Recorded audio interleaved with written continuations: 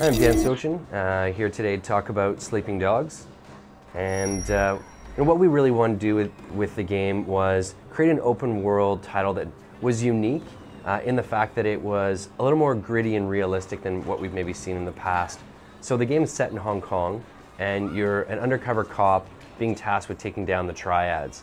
So as you can see here, we've got sort of a very traditional night market sort of scenario. A lot of the people speaking in Cantonese to create that authenticity as well.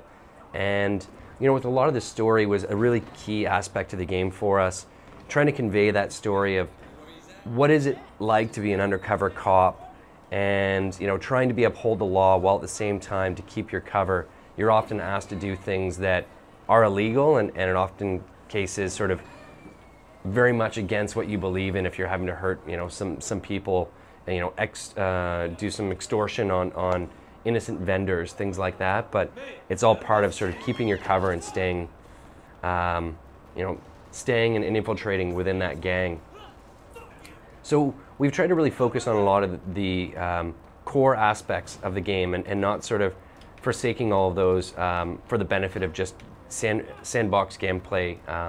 So we've really focused on the hand-to-hand martial arts combat, as well the driving, and we've got a lot of experience working on racing titles at United Front, Mod Nation Racers, as well as a lot of us were at Black Box for many years as well, working on Need for Speed. So bringing all that knowledge and making sure that the moment-to-moment gameplay experience is great in Sleeping Dogs. It's not just you have freedom to do whatever you want, but everything you're doing along the way is a lot of fun as well.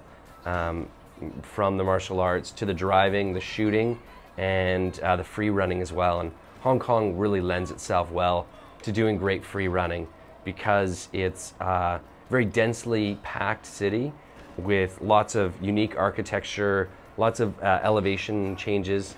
So it's great to sort of be able to run through, climbing over top of, jumping from roof to roof. And one of the other things we wanted to do with the game is bring in some RPG elements where the player at the beginning of the game is quite different from how he is at the end, and how you play the game affects that developmental growth of way. So you can, by the way you play a mission, you'll get more or less cop and triad points.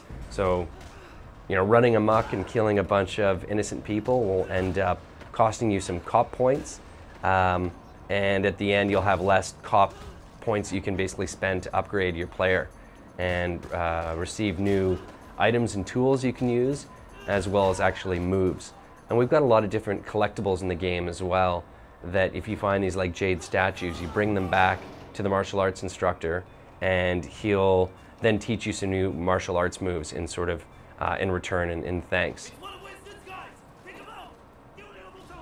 And we've also got a bunch of gameplay buffs in the world. So if you go and purchase food items or drinks, energy drinks, tea, that each of those give you a short gameplay buff, whether it's increased melee damage or shooting accuracy or health buffs.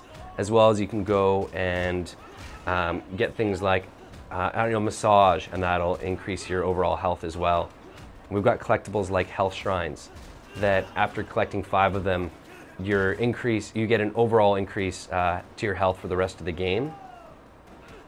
And as well, we've really tried to do a lot of unique things in the world. So we've got sort of the main story missions, but to retain the Hong Kong flavor, we've got betting you can do like in fight clubs, or as well in cockfighting.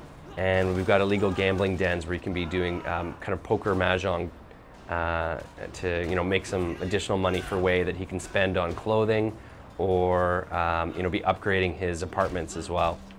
So this is Dan Sochan, producer from United Front Games, working on Sleeping Dogs, and yeah, great to show you some more about the game. And it's coming out August 14th on Xbox 360, PlayStation 3, and Windows PC. So check it out.